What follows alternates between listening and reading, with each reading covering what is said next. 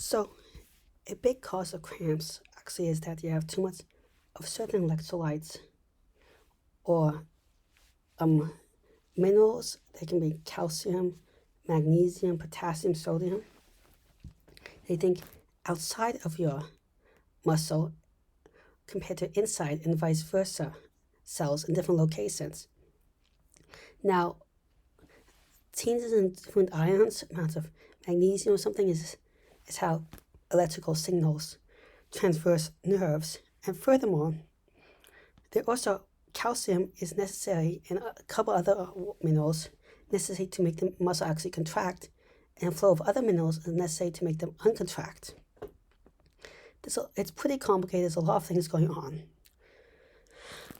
But I have a little bit of a crazy idea to maybe help with people that have severe cramps, but also other problems with the muscles and feeling not good. And that is self-injections of salt water with a certain electrolyte composition. If we inject it into people, and this will be not for everybody because not everyone wants to give themselves salts, but for some people it's very debilitating, and there's some safety risk, which I'll get into. These ones could help maybe restore the balance by if they could put more stuff that you're missing outside of it.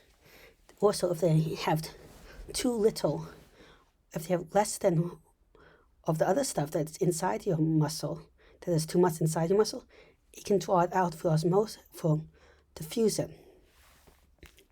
And also, even if you just put the right concentration that it should be, it cannot dilute anything that's the wrong concentration. Another thing is you could try, if you're really careful, try to take a little sample of your own chemistry and see how it's off and wrong. And that could slowly collect data for doctors and more people to figure out better treatment for everyone, but also more individualized treatment. Now, there are some definitely risks. First of all, this is probably a lot better than some medication, but every time you inject yourself with something, there's a chance of infection. There's also a chance of inflammation. Less with this because it's not really triggering an allergic or immune reaction. It's the pressure. Pressure also from injecting stuff has been shown to be able to help relieve cramps and break up knots in muscles. Another one is just people hurting themselves with needles and stabbing themselves, or stabbing themselves in the wrong place. But it's relatively safe. You also, how much fluid can you safely inject into your body? I don't know.